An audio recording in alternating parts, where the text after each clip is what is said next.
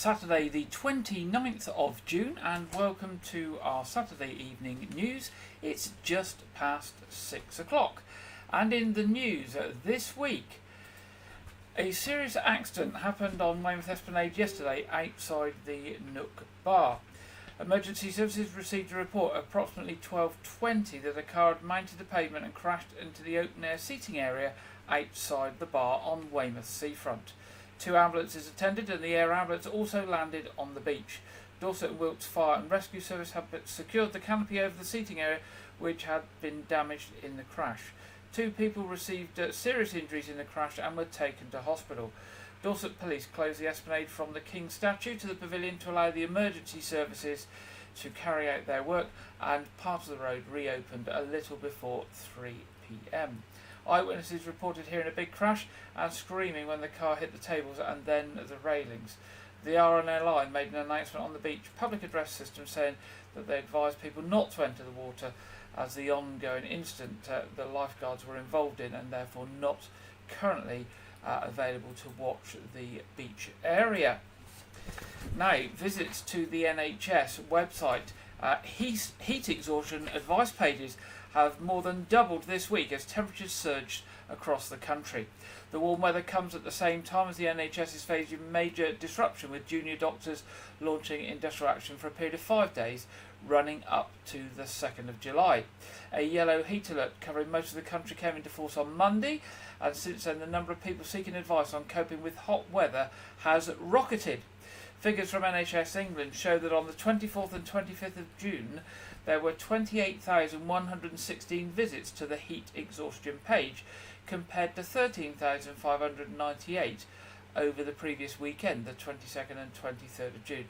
That's a 107% increase, with an average of 1 visit to the webpage every 6 seconds. Heat exhaustion does not usually need emergency medical help if you can cool down within 30 minutes, but if it turns into heat stroke, it's an emergency and needs treating in hospital urgently. The NHS is urging the public to use services as they normally would if they need them, such as NHS 111, which is available for urgent needs, and 999 for emergencies. Professor Sir Stephen Powis, who's the NHS National Medical Director, said, "We've seen a significant increase in people coming to the NHS website for heat-related health advice. The website has lots of useful tips, including how to stay cool, the symptoms of heat exhaustion, what to do if somebody is affected, and when to seek medical attention."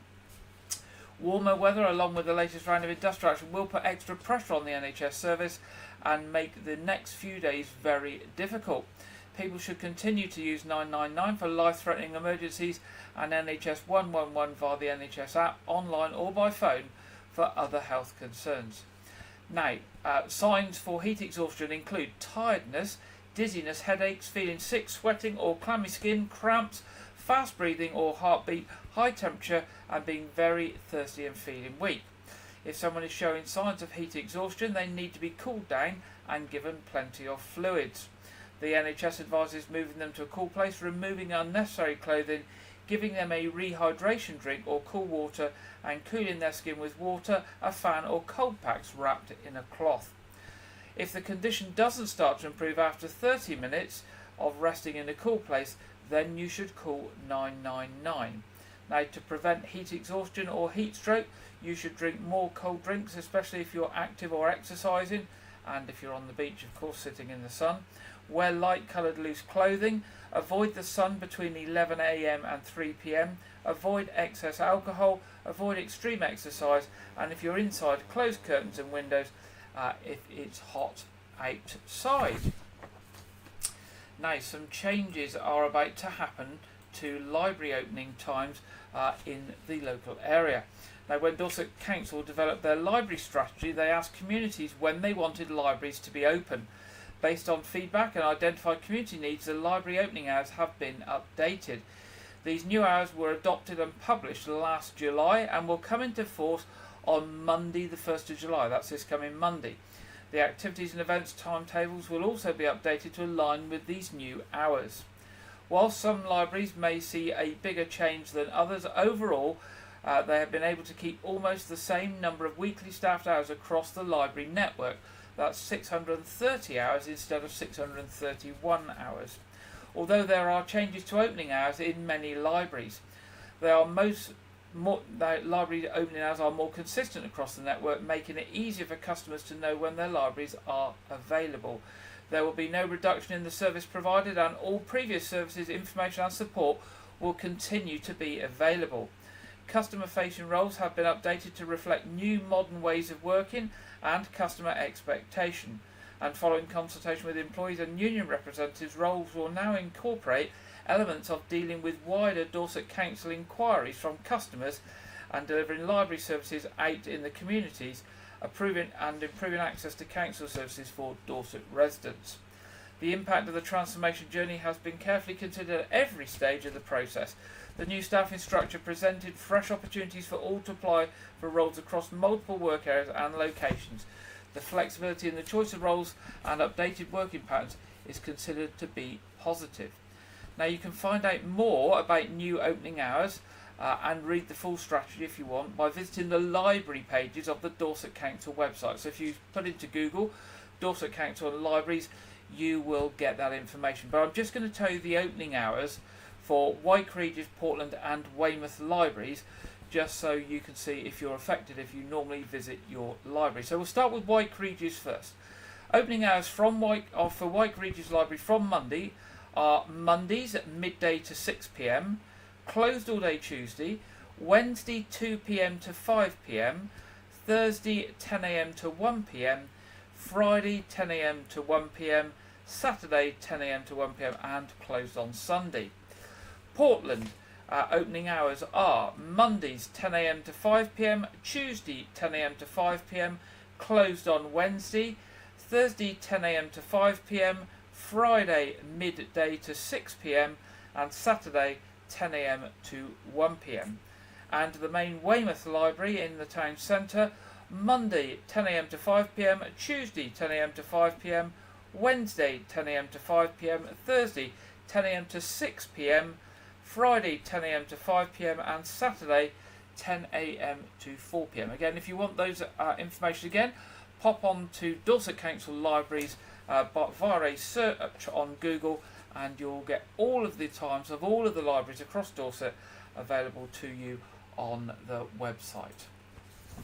Families in some areas of Dorset are benefiting from Safeguarding Families Together programme, or SFT programme, which seeks to reduce the number of children in need of child protection or going into care. A formative evaluation conducted by the University of Bedfordshire has recently found. The SFT programme, which piloted in November 2022 and runs in the localities of Chesil, Dorchester and West, uses multidisciplinary teams that have both specialist adult practitioners and children's services social workers to provide a whole family working approach. SFT aims to improve the health and well-being of parents and carers within Dorset by addressing three key factors: mental health, substance misuse and domestic abuse. The team provides wraparound support to a family so they can focus on positive changes to behaviour which provide a safer environment for their children, with service users reporting better health and overall improved emotional well-being. This approach to whole family working has been implemented in other local authorities, and there is compelling evidence to suggest it supports better outcomes for families, improves recruitment and retention of social workers, and delivers cost reductions. The SFT pilot has now extended for a further year, that's 2024 to 2025, and this also includes a rollout across 6 months in the localities of North, East and Purbeck from October 2024, although funding past March 2025 is yet to be finally confirmed. One parent reflected on how she sensed that the SFT approach was holistic and that there was an acknowledgement of the complexity and the interrelationships between her experiences of domestic abuse and poor mental health and the impact of this on her children. And she says, it seems like they're looking at the whole, how everything interrelates. So the domestic abuse and then the mental health and then your children are part of that, but not everything separate. So maybe that's what this new project is doing. It is enabling almost, yes, the word holistic, to look at everything around. Now, Teresa Levy, who's the Executive Director of Children's Services from Dorset Council, said, We want Dorset to be the best place to be a child, and we make sure we do our very best to help keep families together, even when they are going through tough times. The Safeguarding Families Together programme wraps around the whole family and supports them using motivational interviewing, which is a counselling approach designed to help people find the motivation to make a positive behaviour change. I'm incredibly pleased that it has shown positive impact on our families and that we are able to extend it to cover the whole of the Dorset Council area. Now, Dorchester's much loved... Oh, the picture's not come up. There we go. Let's try again.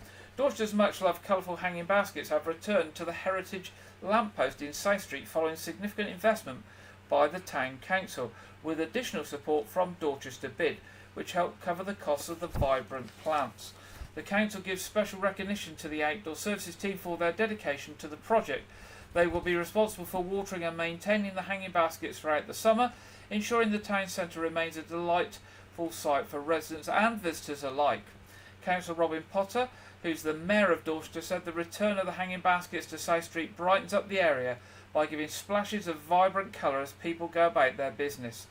This highlights the Council's ongoing commitment to enhancing the beauty and charm of Dorchester.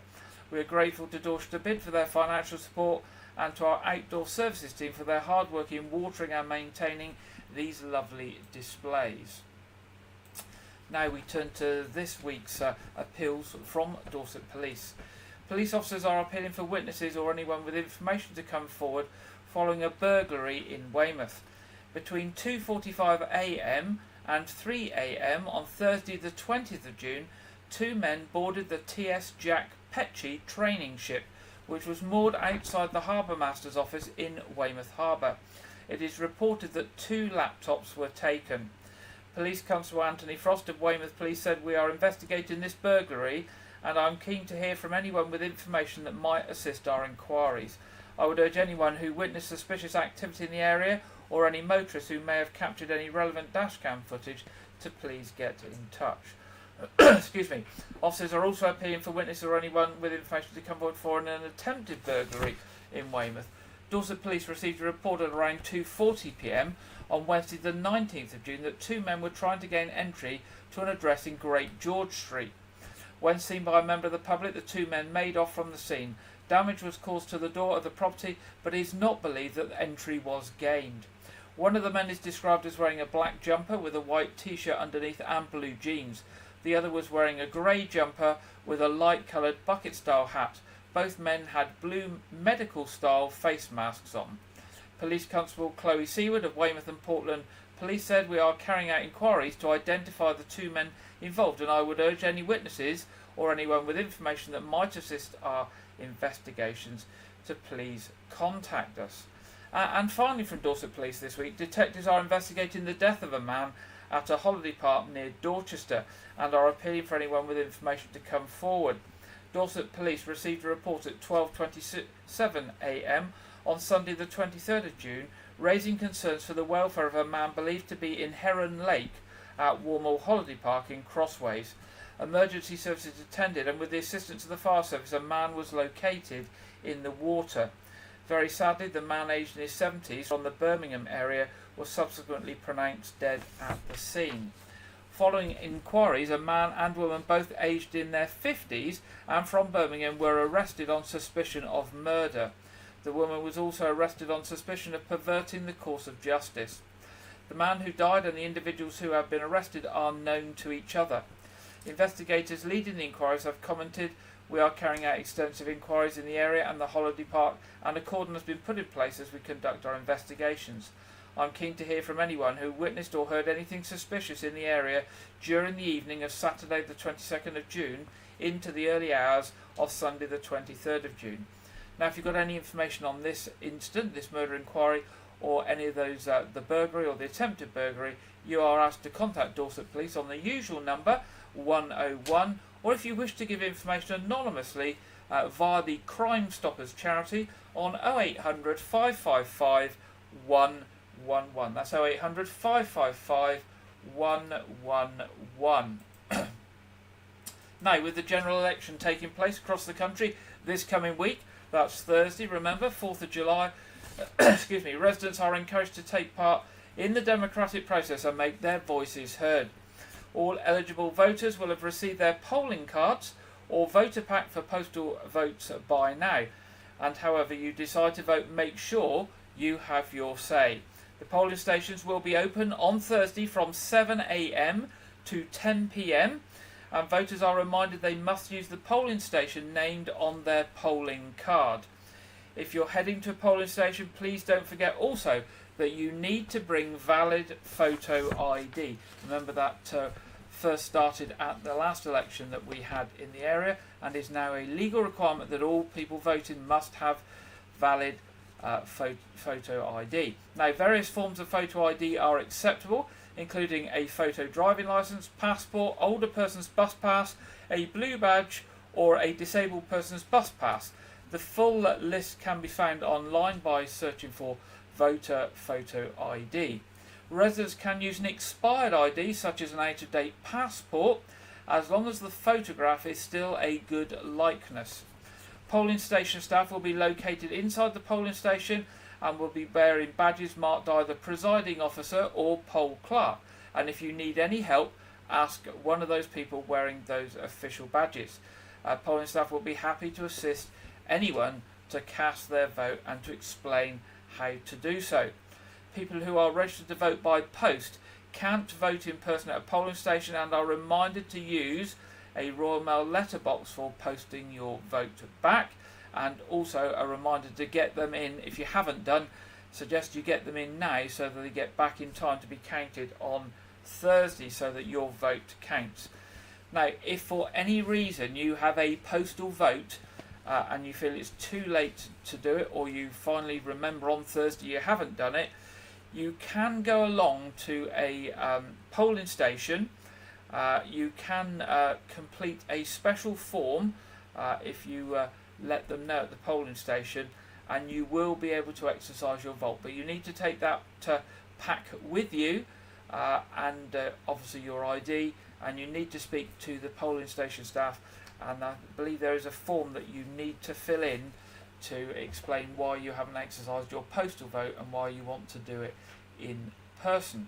But the most important thing is to make sure that you do vote and make sure that you have a chance to vote and express your views in who should form our next government.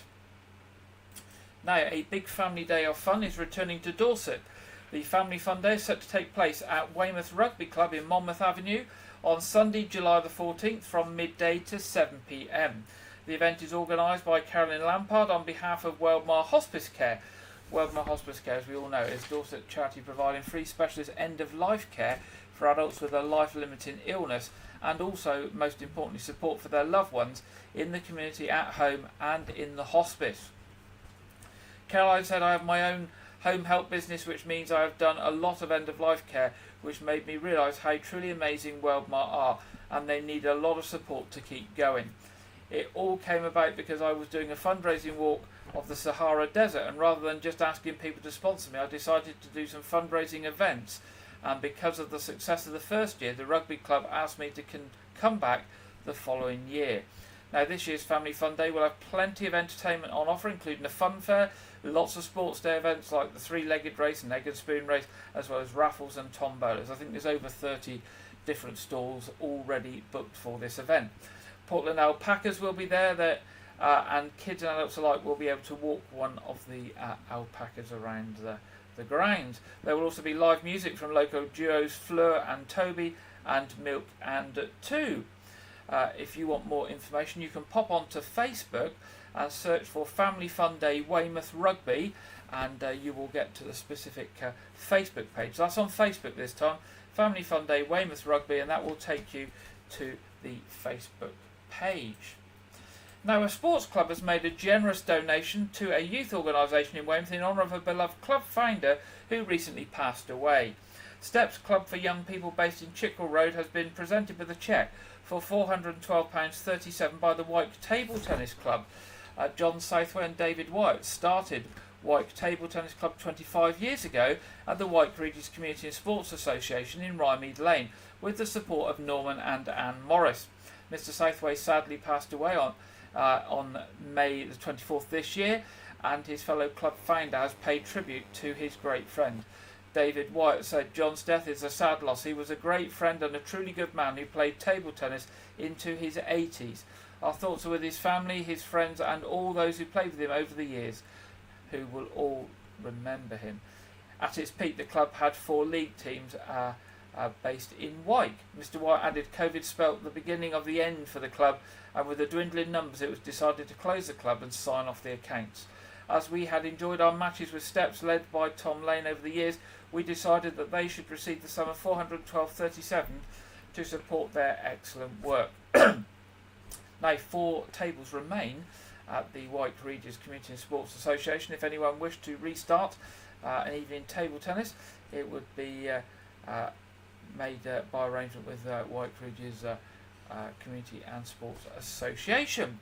There we go. And finally, in our headlines tonight, where's the picture to that one? Here we go. Weymouth Town Council will host its 5th community networking event on Tuesday the 9th of July at Weymouth Outdoor Education Centre. The theme is Partnership Working. The events provide a great opportunity for people to network and learn from each other, strengthen community contacts and share resources and experiences. There will be a presentation on partnership working and sharing resources. As well as this, there will be a light lunch and a chance to network with the other community groups. The event will start at 10:15 a.m. and finish at 1 p.m. Mayor of Weymouth, Councillor John Orell, said, "It's great to see another networking event being organised. This is a wonderful opportunity for community and voluntary groups to get tips on partnership working and share resources. Please book your space and advise of any allergies or dietary requirements by emailing the Town Council's Community Development Officer, that's Charlotte Emery, at charlotte.emery@weymouthtowncouncil.gov.uk. That's Charlotte Emery at weymouthtowncouncil.gov.uk. And that's the end of the headlines in tonight's news programme. Now, next this week, we're going to hear about a volunteering opportunity at Weldmar Hospice. Weldmar are looking for local drivers to cover the main towns and surrounding areas of North Dorset, Blandford, Sherborne, Shaftesbury, Central Dorset, Dorset and Bridport, and South Dorset, Weymouth and Portland. Now, this could be a weekly commitment on a given day or ad hoc helping in the community as specified in any task allocated to you. The role is subject, obviously, to relevant clearance checks being made. As a volunteer driver using your own vehicle, you'll be asked to provide transport for those patients, carers or family members unable to arrange their own transportation to attend Weldmar services. Now, we're going to hear from one of those volunteers named Ivor about this role. Hi, my name is Ivor.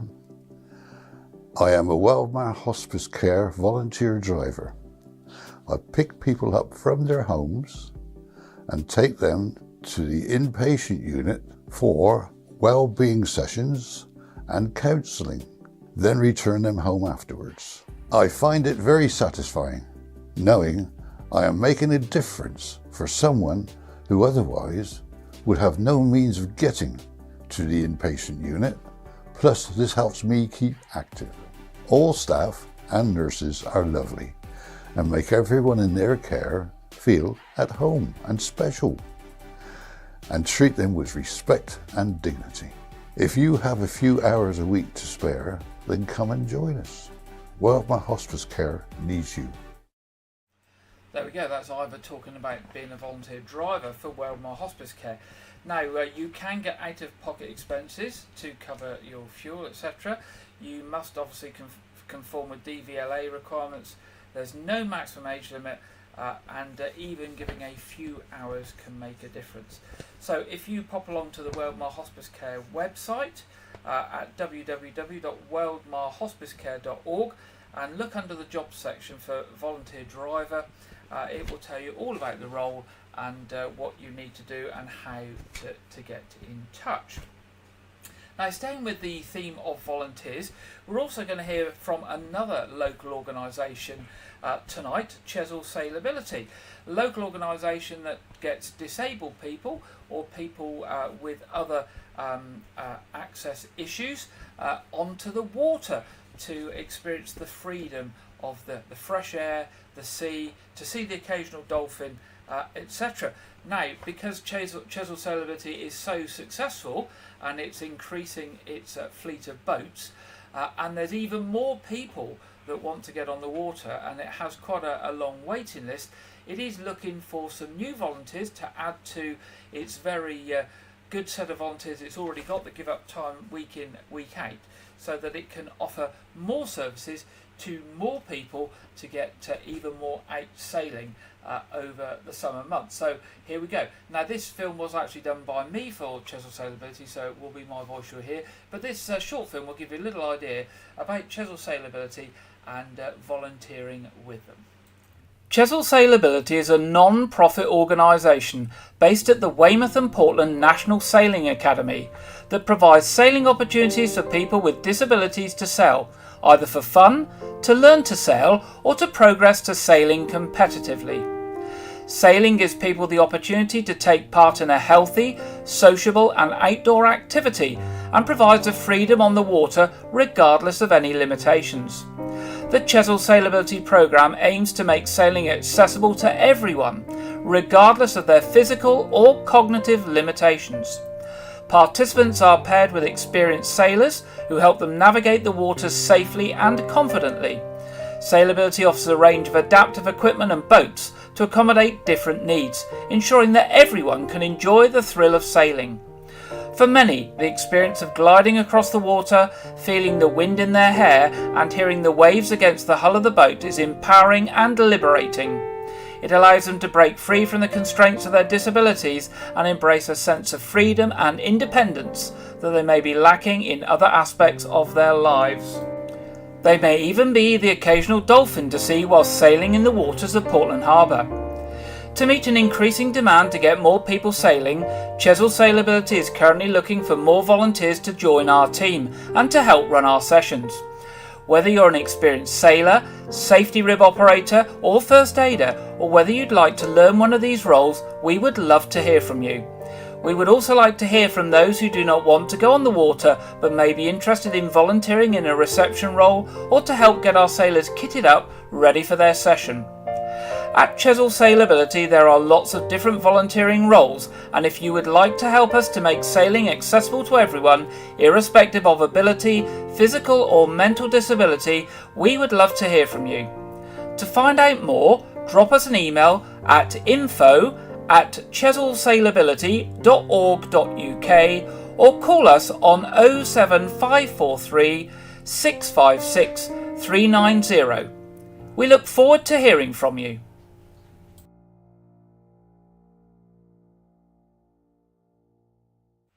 There we go, that's Chesil Sailability, a very successful charity that runs from the Weymouth and Portland National Sailing Academy and gets people with all sorts of disabilities out onto the water and lets them experience the freedom of fresh air and water and seeing the occasional dolphin. It does a lot for people. It does a lot for the volunteers as well. Somebody who volunteers regularly, it's great pleasure to see those smiling faces out on the water after a good sailing session. Now, if you're interested, the email is info@chesilsailability.org.uk or 07543 656 390. You'll get all the training you need and all the support you need, and roles are available on the water, either sailing or using the safety boats, or in land-based activities such as booking people in and doing a bit of admin and kitting them up with life jackets and waterproofs, etc., and walking them down to the boats. So something there for everyone if you are interested. Now it's that time in the programme where we go over to regular contributor Andrew Wright for this week's film review and preview. TV film review and preview. I'm Andrew Wright. This weekend, A Quiet Place Day 1 releases in cinemas. The film is a prequel to 2018's A Quiet Place and revolves around a woman called Sam during the first stages of the invasion by alien creatures that hunt with ultrasonic hearing. Hence why in the first film everyone communicates with sign language, and it got quite the first film got quite famous for that. This film, Day 1, stars Lupita Nyong'o and Joseph Quinn as the main characters, who are trying to escape New York, which has been sealed off to try and contain the aliens in Manhattan. The film also stars Djimon Hounsou reprising his role from 2021's A Quiet Place Part 2, and John Krasinski, the star and director of the first two Quiet Place films. He's producing this, he's not directing it. This film is directed by Michael Sarnowski, I believe it is, the director of the Nick Cage, John Wick esque indie film Pig. I haven't checked the critic reviews. The film's in cinemas this weekend. I think I have heard good things. It's just but primarily what I've heard is that it's one of those franchise building films, and I'm actually looking forward to watching it. I'll watch it when it comes out on Blu-ray, so I'll be in a few months' time. So stay tuned for that. Also released this weekend is Horizon, an American Saga, Chapter 1. A 3-hour first chapter to a 4-part Western film series directed by and starring Kevin Costner, which he famously gave up his role on the TV show Yellowstone to do. The film is set during the pre- and post-American Civil War periods. I don't know if it's just if this film's just like a pre-Civil War, or it's across both. It's not. It's not clear if the pre to the post encompasses all 4 films. And it depicts the events that expanded the American West. It's a 4-part film series, and this first film is 3 hours long, which is quite a hefty. It's quite a hefty film to watch in the cinema. So far, critics' reviews have been mixed, about 50-50. I've seen some reviews saying, yeah, it looks great, but it's very dull, which I know is not a great indicator for me to say go see the film. The film's in cinemas this weekend. The second film is scheduled for release in August. I don't know about the UK. It probably will be the same in the UK. So far, the second film is less than 3 hours. It's about 2.5, something like that. And they're filming the next part 3 now. So.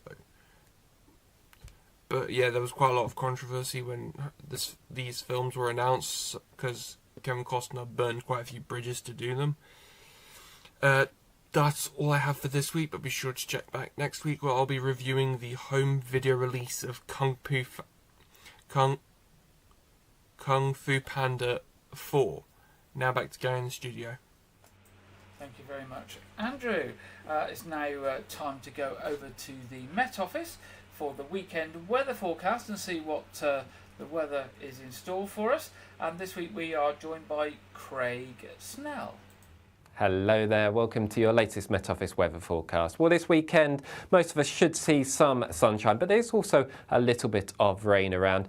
Most of the rain will courtesy of this fairly weak area of low pressure that will move into parts of northern England and Wales today.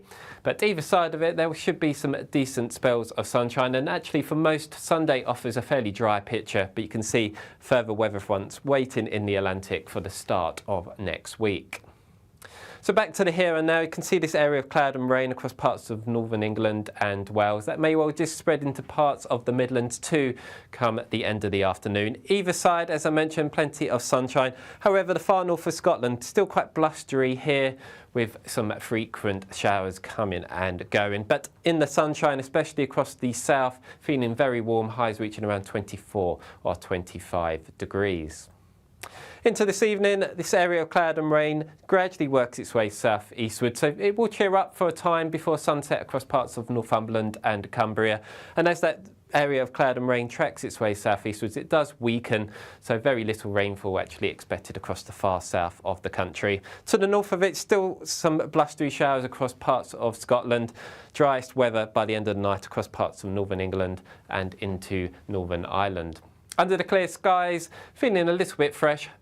Lows in most towns and cities staying in double figures, but in the countryside could just fall into single figures. But under the cloud, further south, temperatures not falling much lower than 15 or 16 degrees. So a bit of a grey start across the south, still the risk of the odd spot of rain, but it will cheer up here as the morning goes on. Best of the sunshine first thing across Wales, the Midlands, Northern England, but cloud will tend to bubble up here as the day goes on. Scotland, Northern Ireland, initially seeing some showers, but I think as the afternoon moves in here, it actually should turn a little bit drier. But I think come at the end of the afternoon, if you're looking for sunshine, the best of that will be down towards the southwestern corner. But with more of a northwesterly flow tomorrow, for most of us it should be feeling fairly fresh. Temperatures in the south reaching around 21 or 22 degrees, a little bit below par further north, with highs not much higher than around 17 or 18 degrees. And then a quick look into the start of next week. We see a weather front move across the UK during Monday. Fairly weak across the south, so very little rainfall here. Most of the wet weather will be confined across the north. But for most of us, a fairly grey start to the new working week. But I think come the afternoon, we should start to see some brightness across the west. And for most, temperatures around or maybe just a little bit below par for the time of year. But if you want more information about the weather where you are over the coming days, you can always check out our app or our website. But for me, for now, take care, and I'll see you again soon. Thank you very much there, Craig, for that, the weekend weather forecast. And now looking at the weather on the south coast down here at in Dorset. There we go. Looks like it's going to be reasonably dry. Possibility of thunderstorms tomorrow, but fairly warm most of the week, and sunny or cloudy periods, but dry. There we go. Probably going to need to water your gardens by the looks of it. Because we've gone from having that sort of torrential rain with everything being soggy and wet, and the grass being very green on the lawns, to now, a few weeks later, it's also dry, and the grass looks like it's dying already, and we're not even into July or August yet. So maybe some watering every evening like I'm doing, just to keep on top of the garden. Now it's time for our What's On section tonight. Coming up at Weymouth Pavilion, we have a country night in Nashville on the 4th of July. Celine My Heart will go on, 11th of July. 14th of July, the Beach Boys tribute show, and 25th of July, the Magic of Motown. Also described as the best Bowie tribute band in the UK. It's been announced that is coming to Weymouth. The Bowie Experience is heading to Weymouth Pavilion on the 17th of August this year. So if the music of David Bowie is something that you're into, then that's well worth a booking. Very good write-ups on the 17th of August. Now, all those shows plus many, many more available on the Weymouth Pavilion website at weymouthpavilion.com, or obviously more information and bookings via the box office on 01305 783 225. Coming up at the Knowth Fort, Acoustics on the Terrace, 7th of July, Victorian Weekend 20 and 21st of July, and Pause for Fort, the dog event on the 29th of September. More information on those and other events at the Knowth Fort available on their website at www.knowthfort.org.uk. Arts Reach, 30th of June, tomorrow, Hansel and Gretel, Opera in a Box at Litchett Matravers. 1st of August, Love Riot at Iverton Village Hall. 8th of August, The Storied End Adventures in Storyland at Linton Cheney Community Hall. Now, if you want to learn more about those and many other events throughout Dorset, their website is artsreach.co.uk. We've mentioned over recent weeks that Abbotsbury and Portersham are celebrating their millennium this year, both being granted as manors in 1024 by King Canute. There is a range of events running from now through to the end of the year, and celebrating the millennium and the villages through the ages. If you want to find out more of the events that are happening, they have a specific website that has all the details, and that website is map24.org, map24.org, so map24.org, very easy to remember that one. Now there's going to be a week of events and trips and talks taking place this summer to celebrate the life of Thomas Hardy. The Thomas Hardy Conference 2024 will run from the 27th of July to the 3rd of August, and it's in partnership with Dorset Town Council. Most of the activities will be held in and around the United Church in South Street, Dorchester. Now, for more information on that, search for the Thomas Hardy Society website. On the 20th of July, there is a church ale in All Saints Church, White Regis. Church ales were ancient events run by church wardens to bring money into the church. They brewed their own beer and then basically got people in to drink it and made money to pay for the running costs of the church. That's happening on the 20th of July, and as well as some ale, there will be a teddy zip wire and lots of fun things for the family at that event. And also to say, on the 23rd of July, Tuesday the 23rd of July, Shakespeare's Romeo and Juliet will be coming to Portland for an open-air performance at the Pennsylvania Castle Estate on Portland. We will try and find out more information about that. Only picked up on that today. We'll find out more information on that, and we'll bring you that in another programme. Now, what else we got for you? Well, church services in Wyke tomorrow. 8 o'clock communion service at All Saints. 9:30 communion service at All Saints, which will also be live streamed. And 11 a.m. is the Sunday service at St Edmund's Church at Lane House. We have our Saturday evening quiz tonight, as usual, at 7:30. That will go live about 7:20, so people can find it. It is free, it's family and community friendly. Everybody is welcome to join that quiz.